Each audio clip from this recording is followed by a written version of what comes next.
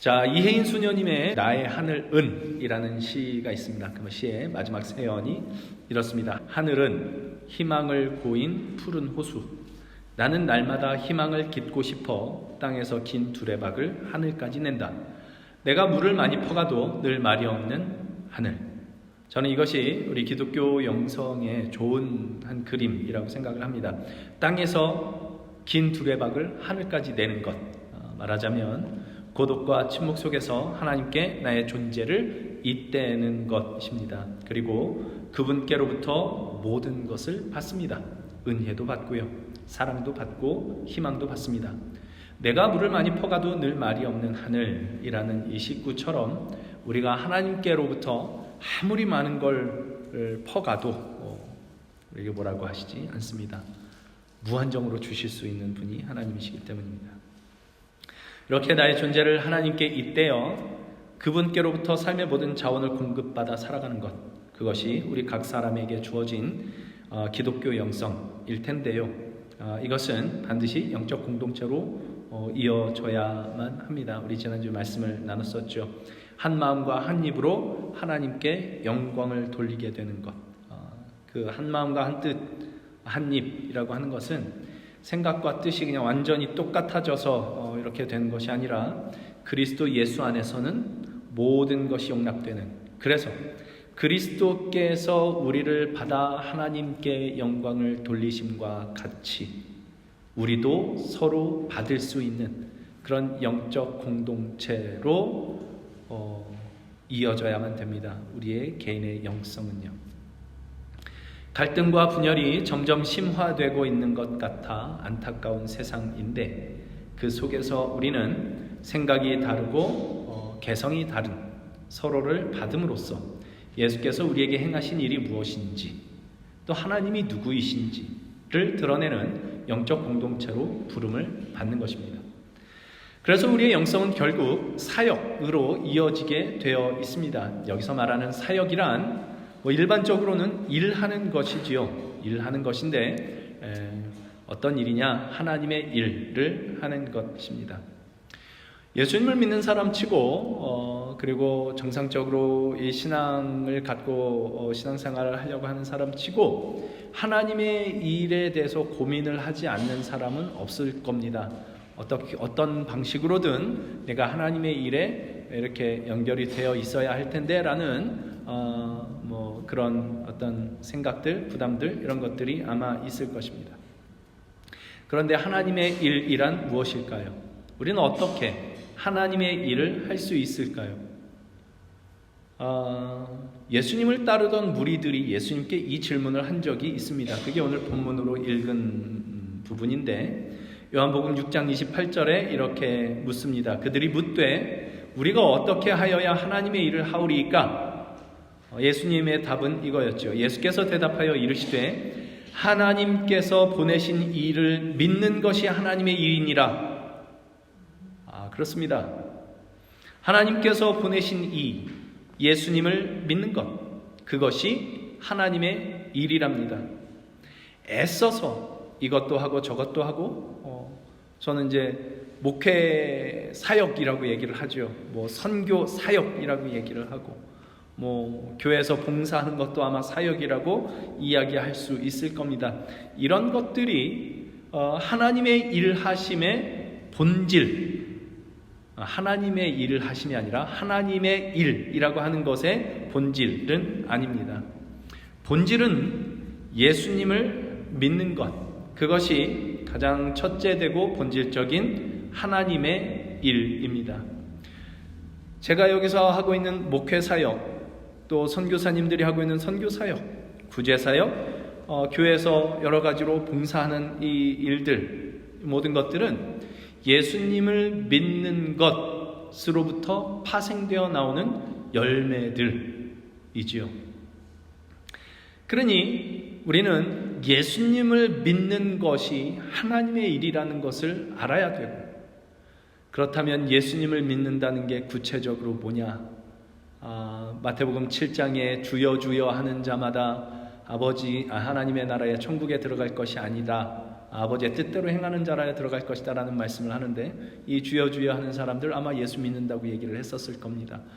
그러나 그냥 주여 주여 하는 것, 예수를 믿습니다 라고 말하는 것이 실제로 믿는 것은 아니다 라는 것이 성경의 가르침이라고 할 수 있겠죠. 그러니 우리 예수님을 믿는다는 게 뭐냐? 그래서 하나님의 일을 하는 것으로서 우리가 예수님을 믿는다는 게 뭐냐? 라는 것을 생각을 해 봐야 됩니다. 우리 그동안 영성에 대한 이야기 나누면서 우리 이야기 나눴던 것들을 쭉 연결을 해서 제가 한번 말씀을 드리겠습니다. 믿음은 들음에서 나고 들음은 하나님의 말씀으로부터 난다. 이런 이야기를 했었습니다. 하나님의 말씀을 듣는 것, 거기서부터 믿음이 납니다.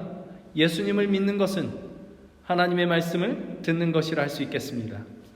그런데 성경에서 듣는다는 것은 순종한다는 말과 같다 그랬지요. 기억하십니까? 이스라엘아 들으라, 쉐마 이스라엘. 이 쉐마가 순종한다는 뜻도 있습니다. 번역이 이렇게 가능합니다. 이스라엘아 순종하라, 유일하신 하나님께 순종하라. 이게 이스라엘아 들으라입니다. 하나님의 말씀을 듣는 것은 순종하는 것입니다. 여기서 순종한다는 것은 명령을 듣고 명령대로 행한다는 것 이전에 하나님께서 말씀하신 것을 듣고 긍정하고 받아들이는 것이라 했습니다. 하나님은 우리의 어떠함과 상관없이 우리를 사랑하신다고, 당신의 자녀라고 부르시는 하나님이십니다. 우리가 우리 스스로를 볼 때 아무리 사랑받지 못할 자인 것처럼 보인다 할지라도 하나님이 나에게 그렇게 말씀하신다면 그것을 긍정하고 받아들이는 것, 그것이 순종입니다. 그리고 하나님의 아들이신 그리스도 예수께 일어난 일들이 고스란히 우리에게, 당신께서 자녀 삼으신 우리에게 고스란히 일어나게 하실 것이다 라는 것이 하나님의 말씀이었죠. 아버지께서 나를 보내신 것 같이 나도 이들을 세상으로 보냅니다. 나와 아버지가 하나인 것 같이 저들도 하나가 되게 하여 주시옵소서. 예수께 일어난 그 모든 일들이 하나님의 자녀 된 우리에게 일어나게 하실 것이라는 이야기이지요. 우리를 보면 말도 안 되는 일입니다. 우리가 예수처럼 될 거라는 얘기입니다. 말도 안 되는 일이죠. 그러나 그렇게 하시겠다고 말씀하십니다. 그거 받아들이는 거죠. 우리가 말씀을 따르기 위해 애쓰고, 그래서 예수님처럼 되려고 애써서 그런 일들이 일어나는 것이 아니라 하나님의 말씀을 듣고 그 말씀을 긍정하고 우리 안에 받아들일 때 그 말씀의 능력이 우리 안에서 행하실 일입니다. 그래서 지난주에 말씀 나눴던 것처럼 예수께서 우리를 받아 하나님께 영광을 돌리심과 같이 너희도 서로 받으라 그랬죠. 예수께서 우리를 받아 하나님께 영광을 돌리심과 같이 우리도 서로 받음으로 영적 공동체가 형성되는 길이 열리게 되는 것입니다. 예수께서 하신 일들이 우리 안에서 일어날 수 있게 되는 것이지요. 이 영적 공동체의 두 가지 특징 뭐라고 했는지 기억하십니까? 용서와 축하였습니다. 용서는 무엇이었죠? 당신이 하나님이 아닌 것을 내가 인정한다. 나는 하나님께서만 주실 수 있는 걸 당신에게 바라지 않겠다. 이겁니다. 축하는 당신이 하나님의 사랑받는 존재인 것을 기뻐한다. 그것을 축하한다 라는 것이죠. 나라는 존재가 그러했던 것처럼 그의 존재 자체가 내가 볼 때 어떠하든지 하나님의 사랑받는 자임을 알고 인정하고 기뻐하는 것입니다.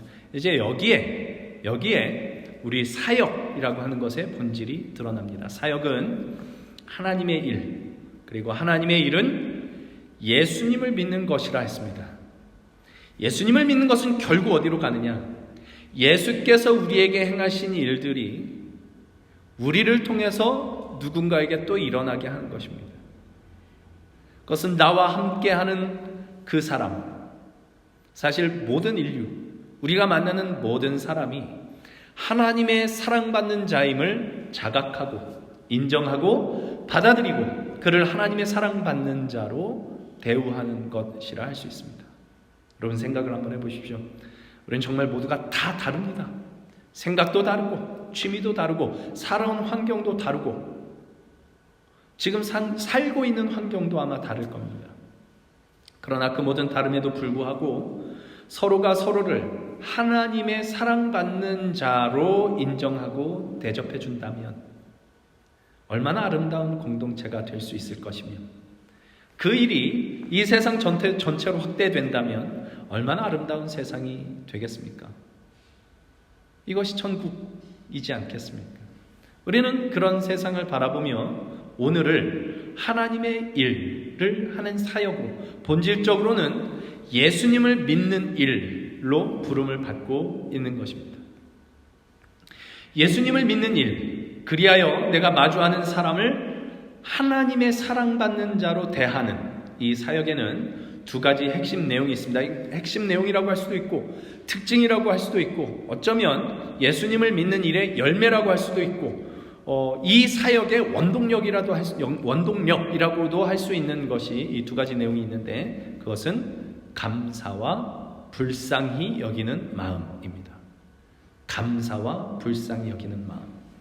오늘 이 두 가지 내용을 좀 마음에 잘 품을 수 있으면 좋겠다 싶습니다. 우리는 감사가 중요하다는 말을 수도 없이 듣습니다. 성경도 범사에 감사하라 말씀을 하고 있죠. 또 매년 우리 감사절을 지키며 이 감사의 중요성을 계속해서 상기하기도 합니다. 우리가 범사에 감사해야 할 이유는 명확합니다. 우리에게 일어나는 그 어떤 일도 하나님은 당신의 선하신 뜻을 이루시는 재료로 사용하시기 때문에 우리는 범사 모든 일에 감사할 수 있습니다. 로마서 8장 28절의 말씀을 우리가 너무 잘 알고 자주 인용하고 자주 고백하는 말씀입니다. 우리가 알거니와 하나님을 사랑하는 자 곧 그의 뜻대로 부르심을 입은 자들에게는 모든 것이 합력하여 선을 이루느니라. 아멘. 하나님의 뜻대로 부르심을 입은 자들, 우리 예수 믿는 자들에게는 모든 것이 합력하여 선을 이룬다. 이것이 우리가 믿는 바입니다. 모든 것, 나에게 좋은 일뿐만 아니라 괴롭고 아프고 힘들고 어려운 일들마저도 모두 다 하나님께서 당신의 선하신 뜻을 이루시는 재료로 사용하신다라는 것을 우리가 알고 있기 때문에 우리에게 믿음을 주신 그 하나님, 그 은혜 안에서 살게 하신 하나님께 우리는 어떤 순간에도 어떤 형편에도 얼마든지 하나님께 감사할 수 있습니다. 그러나 우리의 감사는 여기서 하나 더 나아갑니다. 사람을 향한 감사입니다. 사실 우리에게는 사람들에게 뭔가를 주려는 열망이 있습니다. 내가 뭔가를 해주고 그것으로 이 사람이 도움을 받고 이 사람이 좋아하고 기뻐하면 그게 우리에게 너무나 좋습니다. 받는 쪽보다는 주는 쪽이 되고 싶은 마음이 사실은 크지요. 그래서 우리 종종 들었던 기도의 내용입니다. 꾸어줄지언정 꾸지 않는 자가 되게 해주십시오. 내가 뭐 도움을 줄지언정 도움받는 자는 되기 싫다. 그게 물론 이제 신명기서에 나오는 하나님께서 주시는 복의 내용이긴 합니다만은 이것이 우리의 자존심과 결부되는 바람에 때로는 성경이 이야기하는 것과는 다른 방식으로 우리가 그런 것들을 이해하는 때가 있는 것 같습니다. 그래서 우리는 받는 것보다는 주는 쪽이 되고 싶어하는 마음이 있고 사도 바울도 주는 것이 받는 것보다 복이 있다라고 말씀을 한 적이 있지요. 그러나 이런 이야기들 때문에 우리가 잊지 말아야 할 것이 있는데 내가 주는 것을 기뻐하는 만큼 줄 수 있는 사람이 되는 것을 기뻐하는 만큼 다른 사람들도 자기가 뭔가 줄 수 있는 사람이라는 걸 알 때 그런 사람이 될 때 그걸 기뻐한다는 사실입니다. 장애우를 돌보시는 분이 하는 얘기가 이 뭐 장애우 돌보는 일이니까 거기에 있으신 분들은 전부 다 도움이 필요한 사람들이지 않겠습니까? 그런데 이 사람들이, 이 장애우들이 자기가 비록 몸은 이렇지만 어떤 방식으로든 누군가에게 어떤 도움이 되고 그 도움을 내가 베풀 수 있는 존재라는 걸 알게 될 때 그걸 그렇게 좋아한답니다. 제가 세컨홈에서 일을 하고 있는데, 어덜트 케어에서, 데이케어에서 일하고 있는데, 어르신들 다 도움받으시는 분들이죠. 네, 그분들이 자꾸 뭘 주십니다. 하다못해 사탕이라도 하나 나누고 베풀고 그렇게 하십니다. 감사하게 받죠. 그게 그분들의 기쁨이거든요. 감사함으로 받는 것, 그를 받아들이는 겁니다. 내가 당신의 도움을 받아서 좋다. 당신이 있어서 좋다. 당신은 가치 있는 사람이다 라는 것을 간접적으로 알리는 것이 감사입니다. 단지 그 사람을 기분 좋게 만들려고 하는 것을 넘어서서 그를 가치 있는 존재로 대우하는 방식, 이것이 감사인 거죠. 예전에 손현숙 성도님이 하신 얘기 한번 나눈 적이 있습니다만은, 어떤 분이 소화가 안 돼서 이렇게 괴로워하는데 아르헨티나에서 온 좋은 소화제가 있습니다. 저도 그거 도움 몇 번 받아서 그 약 효과를 너무 잘 아는데, 그 아르헨티나에서 온 그 소화제를 줘서 이분이 이렇게 소화가 되고 너무 잘 된 거여서 이렇게 도움을 받고 나서 하나님 감사합니다 그러더랍니다. 그래서 우리 손효숙 선동이 이 소화제 준 건 난데 왜 하나님께 감사하냐 그런 생각을 하셨다고 하는데 하나님께 감사하죠. 딱 그 타이밍에 손현숙 성도님이 그 자리에 있게 하시고, 그 손현숙 성도님을 통해서 약을 준비하신 하나님께 감사해야 맞습니다. 그 감사는 하나님께 따로 하고 사람에게 고마워할 줄 알아야죠. 당신이 정말 하나님이 예비한 사람이라서 고맙다, 당신이 여기 있어서 감사하다 할 줄 알아야죠. 우리 손현숙 성도님, 김미경 성도님이 이렇게 차 맨날 이렇게 그 라이드 주고 그러니까 미안해 하시는데, 그 미안해 하시지 마시고 그냥 감사하시면 됩니다.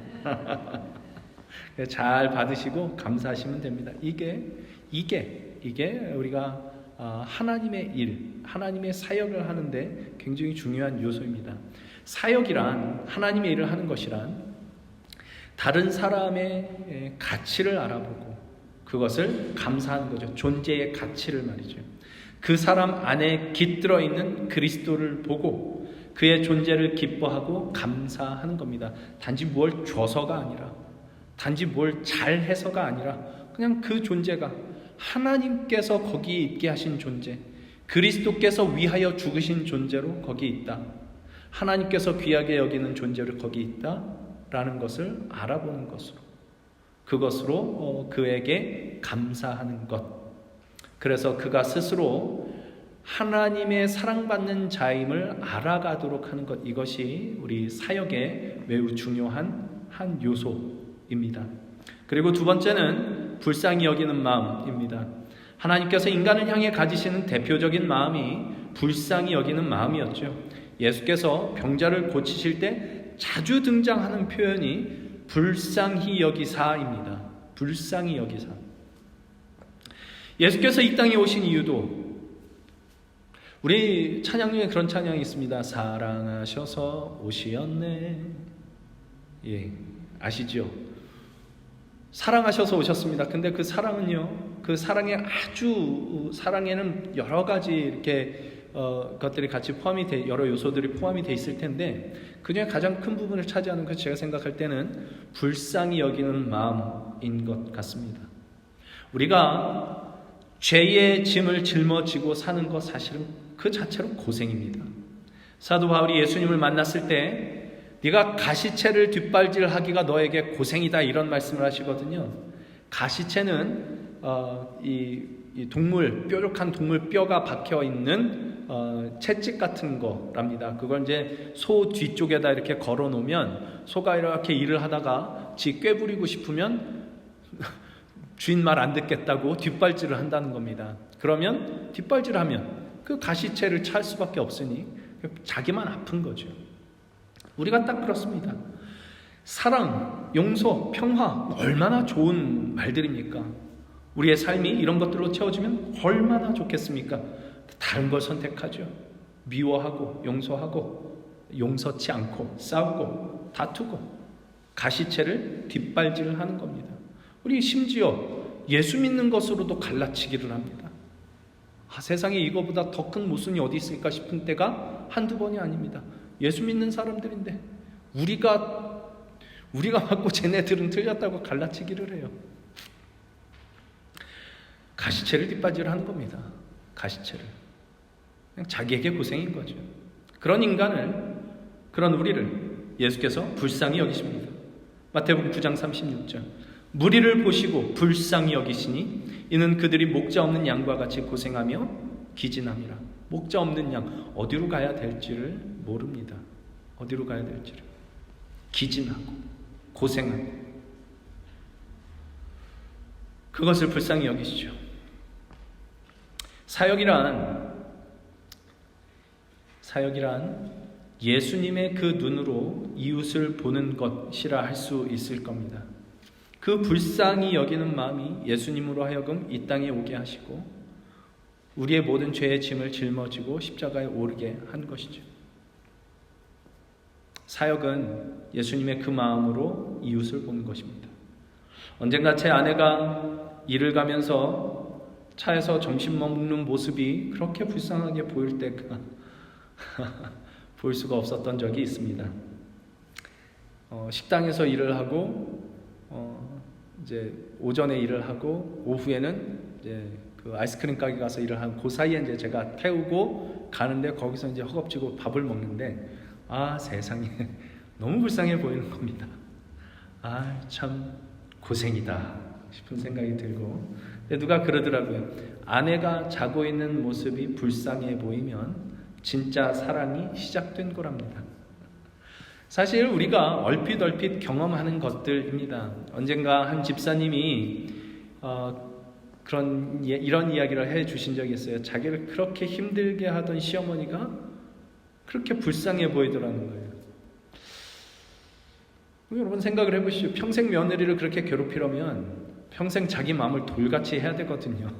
그건 너무 불쌍한 거죠. 그 불쌍한 걸 본 것 같아요.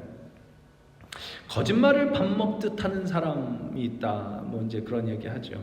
누가 그러더라고요. 하루에 밥 3끼 먹는데 그런 거짓말을 밥 먹듯 한다고 하루에 3번 정도 하는 거. 이게 거짓말을 밥 먹듯 한다. 어감은 굉장히 많이 하는 것 같은데 그 어감에 비해서 그렇게 많이 하는 것 같지 않다. 뭐 그런 얘기를 하는데, 근데 거짓말을 밥 먹듯 한다는 거는 뭐 횟수에 관한 얘기가 아니라 밥이 우리가 살아가는 에너지가 되는 것처럼 거짓말이 그 사람에게는 거짓말이 그의 삶에 힘이 되고 원동력이 된다는 뜻입니다. 이거 불쌍한 거죠. 거짓말을 해야만 살아갈 수 있다는 거는 정말 불쌍한 거죠.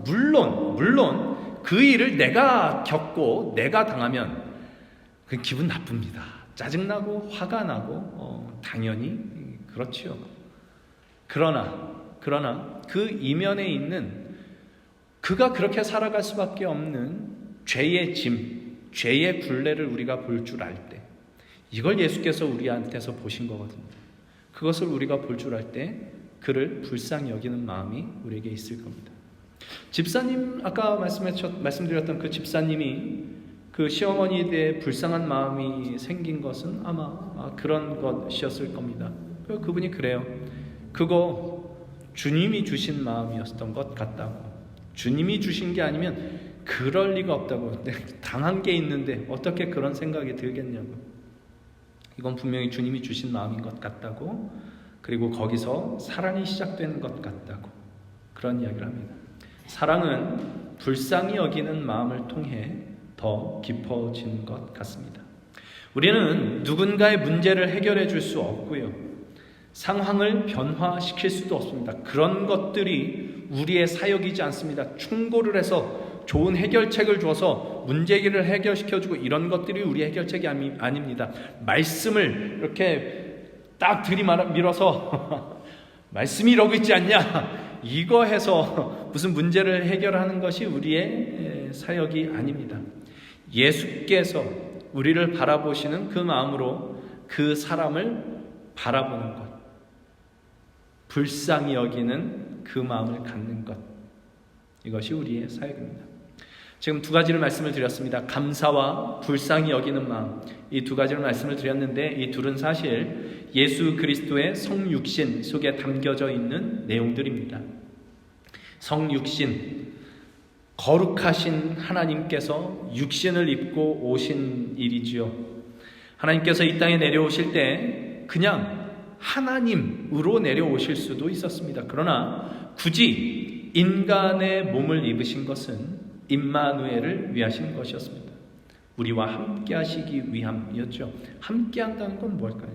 전에 필리핀에 단기 선교를 간 목사님이 청년들에게 했던 이야기가 생각이 납니다. 우리가 뭔가 좋은 것을 가져와서 저들에게 나눠주는 것이다, 이렇게 생각하지 말아라.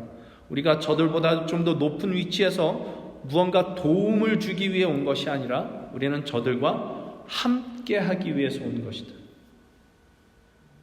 테레사 수녀가 사랑의 선교회라는 수녀회를 만들고 평생 이 인도 사회의 가장 멸시를 받는 천민들을 도왔다고 그러죠. 인도 사회는 지금 우리 그냥 이 세상에 우리 눈에 보이지 않는 계급이 있다고 얘기를 하지만 인도는 이 계급이 아주 말도 못하게 철저합니다. 그 천민들은 진짜 인간 취급을 받지 못하는 사람들입니다. 근데 이 테레사 수녀님이 속했던 이 설립했던 그 사랑의 선교회라는 수녀회가 하는 그 사역의 가장 중요한 것은 이 천민의 자리에 있는 가난, 이 사람들의 가난을 해결해주고 병을 고쳐주고 하는 것들이 아니라, 그게 가장 중요한 것이 아니라 사회적인 멸시와 최악의 환경 속에 있는 그들이지만 그럼에도 그들이 대접받을 가치가 있는 한 인간이다라는 것을 알리는 것, 이것이 가장 중요한 사역이었다고 합니다. 그것을 위해 가장 가난한 자들의 마을로 들어가 그들과 함께한 것이지요. 임마누엘은 그런 것입니다. 높은 위치에서 몸만 딸랑와서 생색을 내는 것이 아니라, 우리 그런 거 많이 있죠.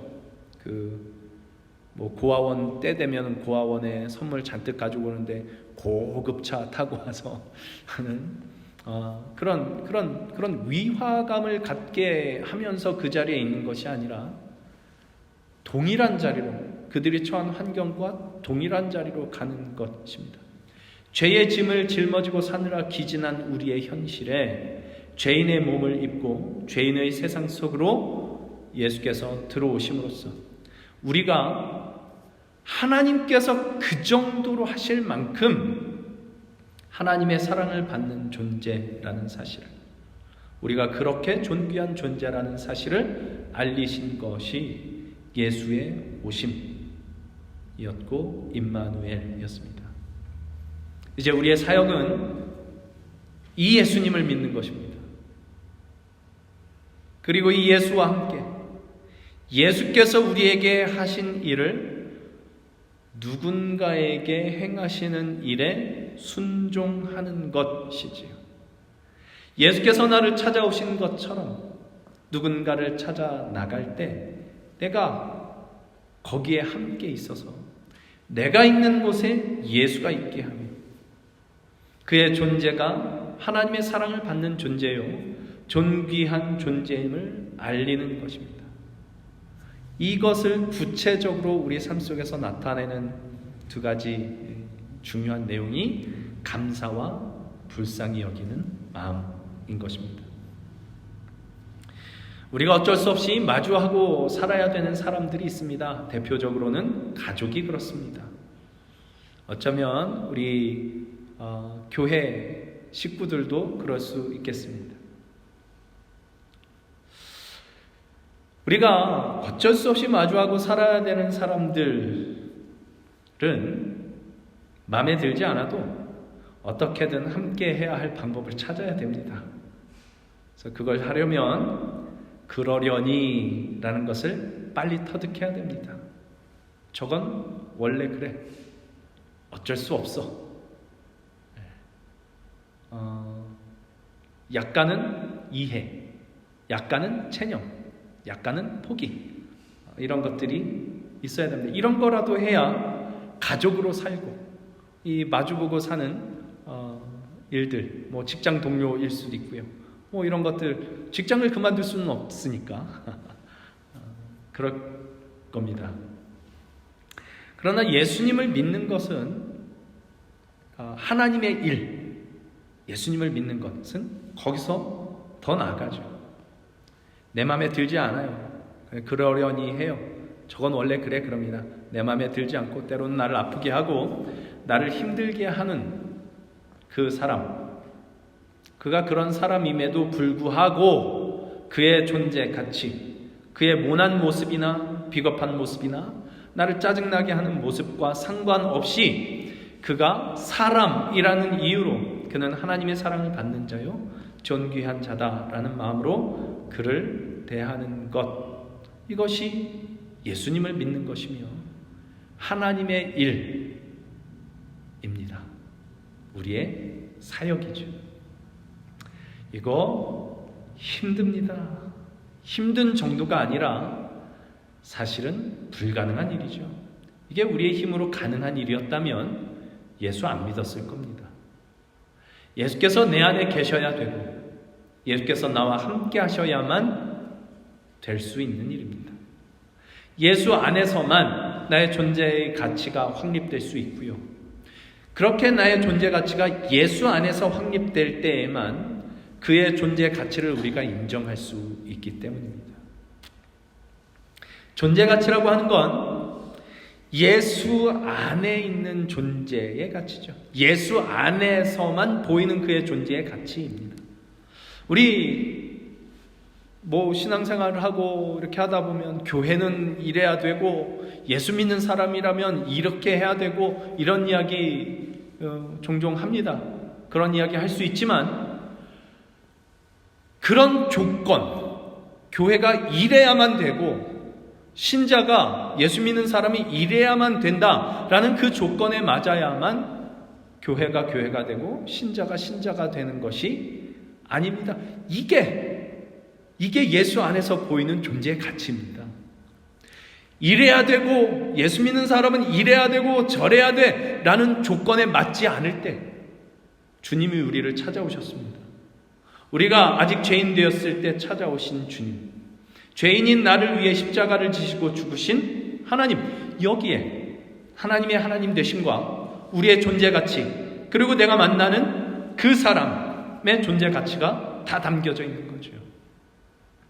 그것을 가지고 사람 앞에 서는 것, 감사와 불쌍히 여기는 마음으로 사람을 귀하게 대접하기로 하는 것,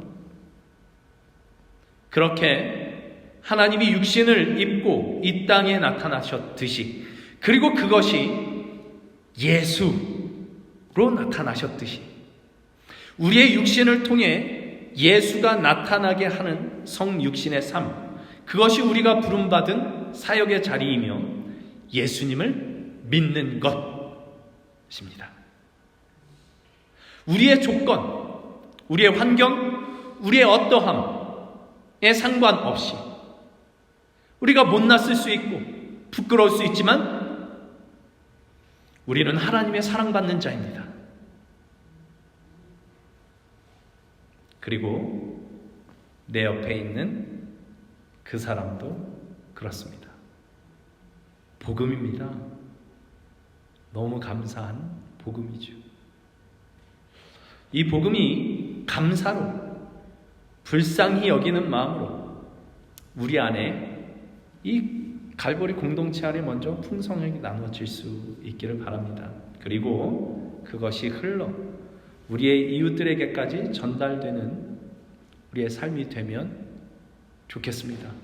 우리는 약하지만 하나님의 말씀은 힘이 있고 강합니다. 그 말씀을 들어야겠고요. 하나님이 말씀하시는 거라면 될 거야.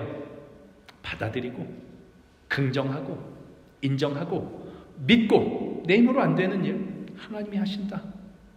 그 믿음으로 우리에게 주어진 이 사역의 길을 함께 걸어나갈 수 있는 저와 여러분이 될 수 있기를 우리 주님의 이름으로 간절히 소망합니다. 이렇게 기도하겠습니다.